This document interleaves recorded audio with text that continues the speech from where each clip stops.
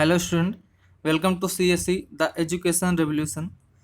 आज से हम सब स्टार्ट कर रहे हैं इकोनॉमी, जिसमें फर्स्ट लेक्चर में हम सब देखेंगे इन्फ्लेशन यानी कि मुद्रास्फीति, जिसमें हम सब मुद्रास्फीति होती क्या है, मुद्रास्फीति के प्रभाव क्या होते हैं और मुद्रास्फीति के प्रकार क्या होते हैं, यानी कि definition of inflation, consequence of inflation and types of inflation के बारे में देखेंगे। यह वीडियो यूपीएससी, स्टेट पीएससी, साथ ही साथ एसएससी और बैंकिंग के स्टूडेंट के लिए भी बहुत ही इम्पोर्टेंट होने वाली है। इसे प्रेजेंट कर रहा हूं मैं रोहित वर्मा। अगर आप चैनल पर नए हैं तो चैनल को सब्सक्राइब कर लीजिए और साथ ही प्रेस करिए बेल आइकन को, ताकि आपके पास सभी वीडियोज़ की नोटिफिकेशन तुरंत पहुंच सके। तो चलिए वीडियो को शुरू करते हैं। तो सबसे पहले समझते हैं इन्फ्लेशन क्या होता है। Inflation is the decrease in the purchasing power of a country's currency due to the continuous increase in the price of goods and services। यानी कि वस्तुओं और सेवाओं के मूल्य में निरंतर बढ़ोतरी के कारण किसी देश की मुद्रा की क्रय क्षमता में कमी को इन्फ्लेशन बोलते हैं। कैसे कैलकुलेट होता है, क्या होता है WPI, CPI, wholesale price index और कंज्यूमर प्राइस इंडेक्स, बास्केट क्या होती है, ये सब हम बाद में डिस्कस करेंगे in our upcoming videos. But अभी के लिए हम इसे और अच्छे समझने के लिए एक एग्जांपल से देखते हैं। मान लीजिए आपके पास 100 रुपीज़ है और एक वस्तु यानी कि टोमेटो का रेट जो है 10 रुपीज़ पर केजी है। तो ऐसे में आप कितना टोमेटो परचेज कर सकते हैं? 10 kg कर सकते हैं। लेकिन सपोज करिए इन्फ्लेशन के कारण इन्हीं टोमेटोज का रेट 20 रुपीज़ पर केजी हो जाता है। तो अब आप कितना केजी टोमेटोज परचेज कर सकते हैं? 5 kg। अभी आप बहुत ध्यान से अगर देखेंगे तो पहले क्या होता था कि 100 रुपये में आप 10 kg टोमेटोज परचेज करते थे, लेकिन इन्फ्लेशन के कारण उसका दाम बढ़ गया, वस्तु का दाम बढ़ गया, तो अभी आप सिर्फ 5 kg टोमेटोज परचेज कर पा रहे हैं।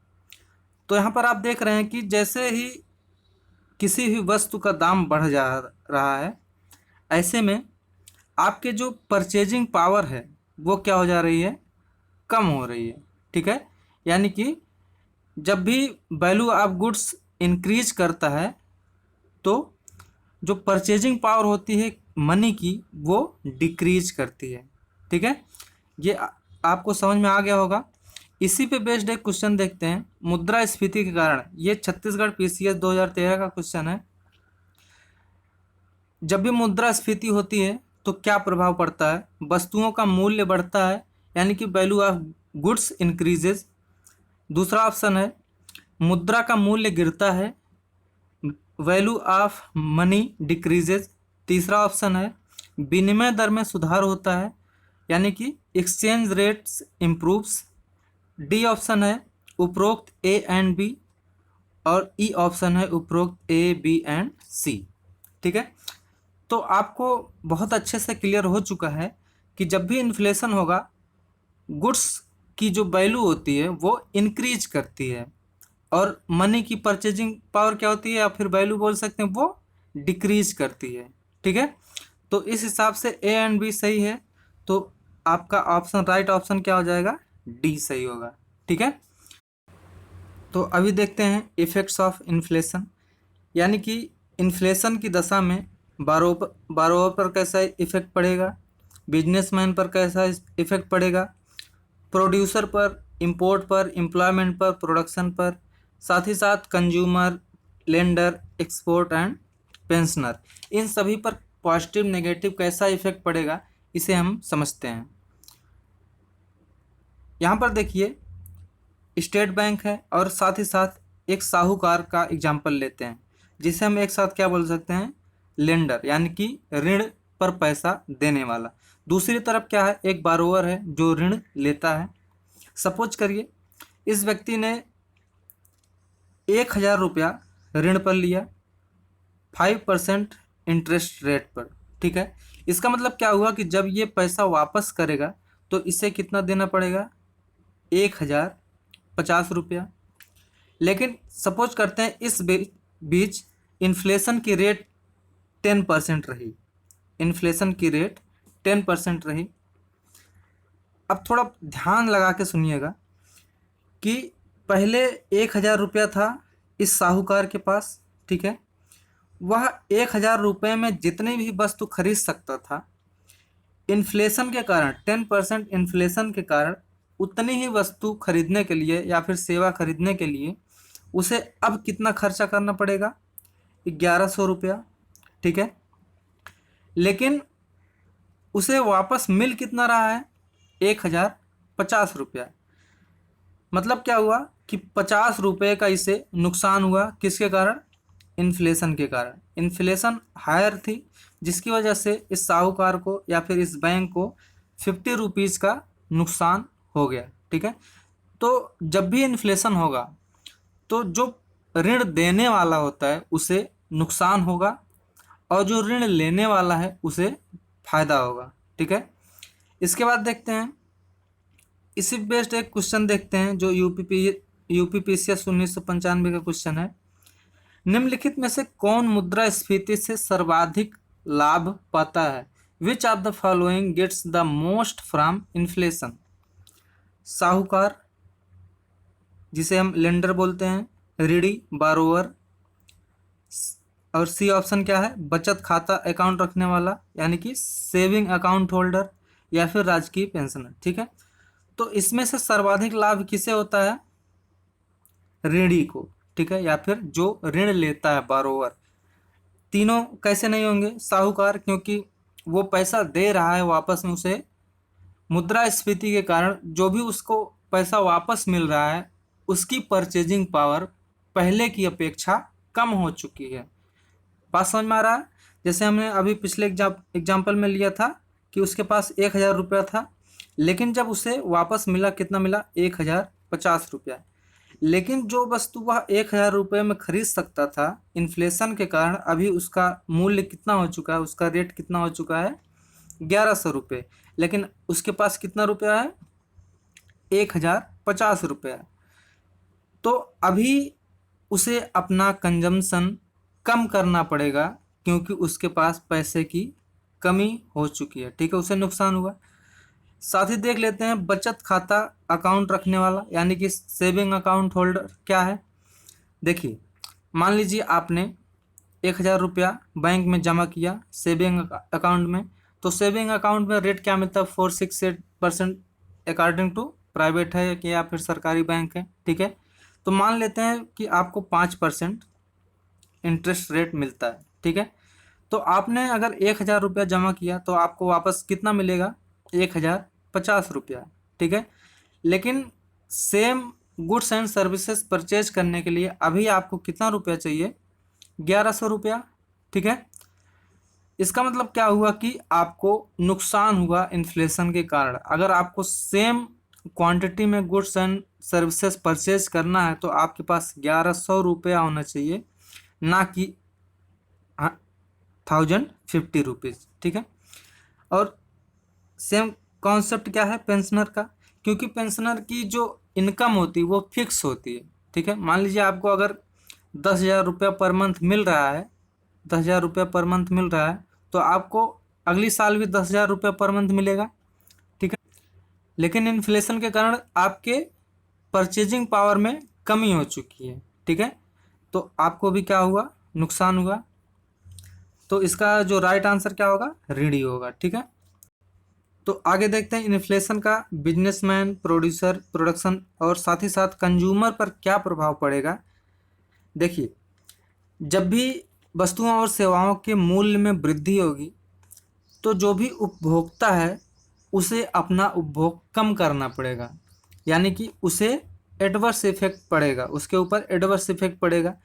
लेकिन बिजनेसमैन, प्रोड्यूसर और प्रोडक्शन पर पॉजिटिव इफेक्ट पड़ता है। कारण क्या है कि जब भी डिमांड हाई होगी तो बिजनेसमैन तुरंत अपना प्रोडक्शन हाई करेगा, या फिर वस्तुओं के मूल्य में जब वृद्धि होगी तो इसका जो मुनाफा होगा बिजनेसमैन का या फिर प्रोड्यूसर का मुनाफा होगा वो भी क्या हो जाता है, बढ़ जाता है।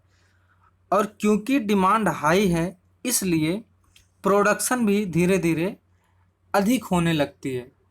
क्यों, देखो, जब भी मार्केट में डिमांड बढ़ती है तो उसे पूरा करने के लिए सप्लाई को भी बढ़ाया जाता है। सप्लाई कैसे बढ़ेगी? अधिक प्रोडक्शन करके। इसका मतलब क्या होगा? बिजनेसमैन, प्रोड्यूसर और प्रोडक्शन तीनों पर पॉजिटिव इफेक्ट पड़ेगा, लेकिन कंज्यूमर पर, उपभोक्ता पर नेगेटिव इफेक्ट पड़ता है। आगे देखते हैं effects on export and import, यानी कि आयात, निर्यात और आयात पर कैसा प्रभाव पड़ता है इन्फ्लेशन का, उसे समझते हैं। देखिए, सबसे पहले समझ लेते हैं एक्सपोर्ट और इंपोर्ट क्या होता है। मान लीजिए आप एक देश से किसी दूसरे देश को कुछ वस्तुओं और सेवाएं, गुड्स एंड सर्विसेज सेल करते हैं, तो इसे क्या बोलते हैं? एक्सपोर्ट बोलते हैं। एग्जाम्पल के लिए मान लीजिए इंडिया ने कुछ गुड्स एंड सर्विसेज बांग्लादेश को बेचा, ये क्या हुआ? एक्सपोर्ट हुआ। वहीं इंपोर्ट का मतलब क्या हुआ कि जब आप किसी दूसरे देश से कुछ गुड्स एंड सर्विसेज परचेज करते हैं, जैसे मान लीजिए इंडियन सोना बहुत पसंद करते हैं, लेकिन यहाँ पर सोने का प्रोडक्शन वो बहुत ही कम है, तो वो दूसरे देश से मंगाते हैं, ये क्या हुआ? इंपोर्ट हुआ। तो इस पर इन्फ्लेशन का प्रभाव कैसा रहता है वो हम समझते हैं। देखिए, मान लीजिए ये एक बिजनेसमैन है और ये एक इंडियन कंपनी है और ये एक चाइनीज कंपनी है, ठीक है। इन्फ्लेशन के कारण क्या हुआ कि जो भी यहाँ प्रोडक्शन हो रहा है उसका रेट क्या हो जा रहा है? हाई हो जा रहा है। लेकिन चाइनीज़ मार्केट में इंडिया के कंपेरेटिवली इन्फ्लेशन कम होने के कारण वहाँ प्राइस भी अब भी लगभग सेम है, ठीक है। अब इस बिजनेसमैन के पास दो ऑप्शन है, या तो ये इस इंडियन कंपनी का माल खरीदे और इस इंडियन मार्केट में सेल करे, या फिर चाइनीज़ कंपनी से माल खरीद कर इंडियन मार्केट में सेल करे। तो इस बिजनेसमैन के नज़रिए से अगर आप देखेंगे तो इसके लिए सबसे सही क्या होगा? वो चाइना से माल खरीदेगा कम दाम पर और ज़्यादा मुनाफे में इंडिया में बेच देगा, ठीक है। इससे क्या हो रहा है? इंपोर्ट को बढ़ावा मिल रहा है, यानी कि आयात को बढ़ावा मिल रहा है। इसके एडवर्स इफेक्ट भी बहुत सारे हैं, जैसे बैलेंस ऑफ पेमेंट बिगड़ता है, ठीक है। इसका लॉन्ग टर्म में और भी इफेक्ट पड़ता है, रुपए की वैल्यू गिरती है, ठीक है। वो सब हम बाद में देखेंगे अपने आने वाले लेक्चर्स में। अभी के लिए आप समझिए कि इंपोर्ट क्या होता है? बढ़ता है जब भी इन्फ्लेशन बढ़ता है। लेकिन अगर एक्सपोर्ट की बात करें, तो मान लीजिए एक देश है, वो इंडियन मार्केट से कुछ सामान मंगाता है, लेकिन क्योंकि यहाँ पर इन्फ्लेशन रेट हाई है तो यहाँ पर जो भी सामान मंगाता था उसका रेट क्या हुआ? ज़्यादा हो गया। और दूसरी तरफ एक चाइना देश है जहाँ पर अब भी वस्तुओं और सेवाओं का, गुड्स एंड सर्विसेज का जो रेट है वो लगभग सेम है, ठीक है। तो ये जो तीसरा देश है इसके लिए बेस्ट ऑप्शन क्या होगा? ये इंडिया की बजाय कहाँ से सामान मंगाना पसंद करेगा? चाइना से। तो इसका मतलब क्या हुआ? एक्सपोर्ट क्या हुआ? कम हो रहा है, ठीक है। जैसे जैसे गुड्स एंड सर्विसेज की वैल्यू बढ़ती है आपका एक्सपोर्ट क्या होता है? कम होता है। बात समझ में आ गई? आगे देखते हैं types of inflation in the context of causes. कारण के आधार पर demand pull inflation, cost push inflation और स्ट्रक्चरल इन्फ्लेशन, यानी कि मांग जनित मुद्रास्फीति, लागत जनित मुद्रास्फीति और संरचनात्मक मुद्रास्फीति। और वहीं पर अगर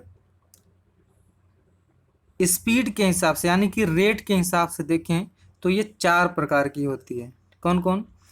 creeping inflation, walking inflation, galloping inflation और हाइपर इन्फ्लेशन। क्रीपिंग में क्या होता है? जब इन्फ्लेशन की दर, इन्फ्लेशन रेट 3% हो, ठीक है। लेकिन वहीं वॉकिंग में क्या होता है? जब इन्फ्लेशन रेट 3 to 10% हो, गैलोपिंग में 10 to 30% हो और हाइपर इन्फ्लेशन में 30% से ज़्यादा हो, ठीक है। देखो, क्रीपिंग इन्फ्लेशन क्या होता है? किसी भी इकोनॉमी के लिए अच्छा संकेत होता है।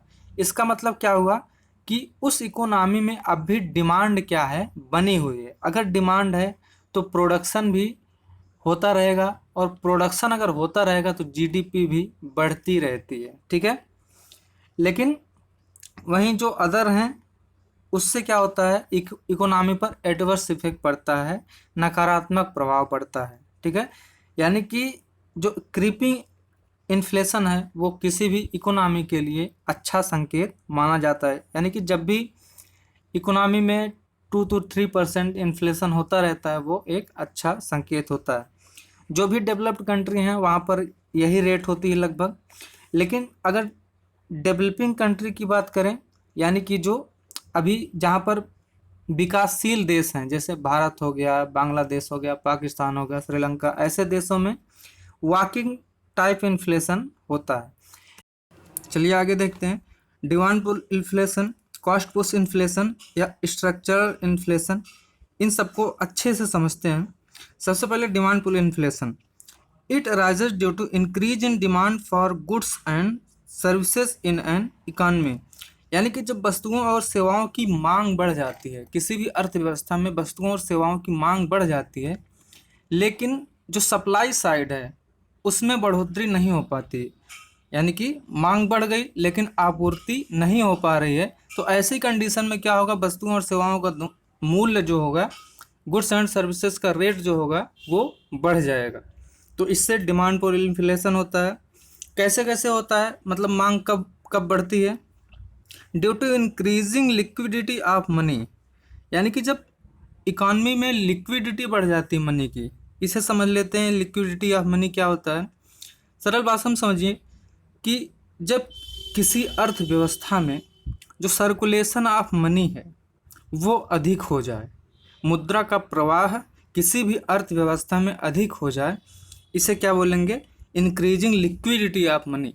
यानी कि अर्थव्यवस्था में मुद्रा का प्रवाह लिक्विडिटी ऑफ मनी कहलाता है। क्लियर है? कैसे कैसे बढ़ता है?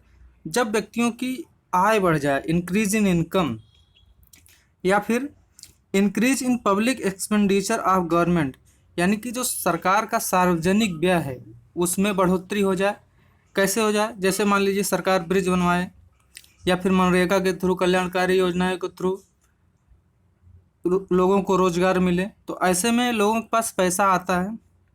इससे क्या होता है, लोग अधिक सामान खरीदने की कोशिश करते हैं, यानी कि वो अधिक खर्च करते हैं, उनकी डिमांड बढ़ती है। लेकिन अगर इस बढ़ी हुई डिमांड को सप्लाई साइड पूरा ना कर पाए, यानी कि मोर number of people chasing few number of goods, तो ऐसी कंडीशन में डिमांड पुल इन्फ्लेशन होता है। थर्ड पॉइंट है availability of loans from bank at low interest rate. यानी कि बैंकों से अगर कम ब्याज दर पर लोन मिलने लगे, ठीक है, तो क्या करेंगे, लोग अधिक लोन खरीदेंगे, अधिक खर्चा करेंगे, या फिर बिजनेसमैन अधिक लोन लेगा। कोई भी अपना बिजनेस करने के लिए अगर बिजनेस करेगा तो उसमें लोगों की ज़रूरत होगी, एम्प्लॉयमेंट जनरेट होगा, तो ऐसे में भी लिक्विडिटी ऑफ मनी इंक्रीज होती है। और जब भी लिक्विडिटी ऑफ मनी इंक्रीज होगी, लोगों की डिमांड बढ़ेगी, और इससे क्या होगा, अगर सप्लाई साइड वीक पड़ा, यानी कि प्रोडक्शन अगर उस बढ़े हुए डिमांड को पूरा नहीं कर पा रहा है, तो डिमांड पुल इन्फ्लेशन होता है। और क्या कारण होता है, there is a rise in population. यानी कि किसी देश की अगर जनसंख्या बढ़े तो स्वाभाविक सी बात है उसकी मांग भी बढ़ेगी, और अगर मांग बढ़ती है, सप्लाई साइड वीक पड़ रहा है, तो यहाँ पर भी डिमांड पुल इन्फ्लेशन होगा, मांग जनित मुद्रास्फीति होगी। नेक्स्ट पॉइंट क्या है, एक्सपेक्टेशन ऑफ इन्फ्लेशन। यानी कि अगर लोग सोचें कि हो सकता है अगली साल महंगाई बढ़ जाएगी, ठीक है, तो ऐसे में क्या करेंगे, जो बहुत ही ज़रूरत की चीज़ होगी उसे वे इसी वर्ष लेना चाहेंगे। इसका मतलब क्या हुआ कि अगर मुद्रास्फीति के बढ़ने का डर उन्हें लग रहा है, तो ऐसे में भी डिमांड बढ़ जाती है, और अगर डिमांड बढ़ती है, सप्लाई साइड उसे पूरा नहीं कर पाता, यानी कि उस बढ़ी हुई मांग को पूरा करने में सक्षम नहीं होता है, तो वस्तुओं और सेवाओं का, यानी कि गुड्स एंड सर्विसेज का रेट जो होता है, वो वैल्यू जो होता है बढ़ जाता है। इससे भी डिमांड पुल इन्फ्लेशन होता है, ठीक है। तो एक सिंपल सा समझ लीजिए, when aggregate demands for a goods और सर्विसेज आउटस्ट्रिप एग्रीगेट सप्लाई, माने कि जब समग्र मांग समग्र आपूर्ति को पार कर जाए, सरपास कर जाए, ठीक है, तो ऐसे में डिमांड पुल इन्फ्लेशन होता है। क्लियर हो गया। अभी cost push inflation. Cost push inflation occurs when we experience rising price due to higher cost of production and higher cost of raw material. यानी कि यहाँ पर डिमांड नहीं बढ़ रही है, लेकिन जो प्रोडक्शन या उत्पादन की लागत है उसमें भी बढ़ोतरी हो जा रही है, उसके कारण कॉस्ट पुश इन्फ्लेशन होता है। यानी कि वस्तुओं और सेवाओं का दाम, वस्तुओं को बनाने की प्रक्रिया में जो महंगाई आ रही है उसके कारण हो रहा है, ना कि डिमांड के बढ़ने के कारण। कैसे होगा? मान लीजिए इंटरनेशनल मार्केट में कच्चे तेल का दाम बढ़ गया, क्रूड ऑयल का रेट बढ़ गया, तो ऐसे में डीजल का रेट भी इंडिया में क्या हो जाएगा? बढ़ जाएगा, क्योंकि डीजल एक बहुत ही महत्वपूर्ण स्रोत है किसी भी इकोनॉमी में या फिर वस्तुओं के प्रोडक्शन में, जैसे सर्विसेज के प्रोडक्शन में। तो ऑटोमेटिकली गुड्स एंड सर्विसेज का प्राइस भी क्या हो जाएगा? हाई हो जाएगा, ठीक है। या फिर लेबर कॉस्ट बढ़ जाए, या फिर एक एग्जांपल और लेते हैं, मान लीजिए कोई जूता बनाने वाली कंपनी है और वहाँ पर उसे जो रॉ मटेरियल मिल रहा है, चमड़ा वगैरह ये सब, इसका अगर रेट बढ़ जाए तो जाहिर सी बात है फाइनल प्रोडक्शन जब जूते का होगा तो वो बढ़े दाम पर होगा। तो इसका मतलब यहाँ पर लागत की वजह से जो महंगाई हो रही है उसी को क्या बोलते हैं? Cost push inflation. बात क्लियर हो गई। Next is structural inflation. What is structural inflation? Suppose when production is sufficient and demand is also normal, but just because of structural problems like storage facility, transport facility, when inflation occurs, this is nothing but structural inflation।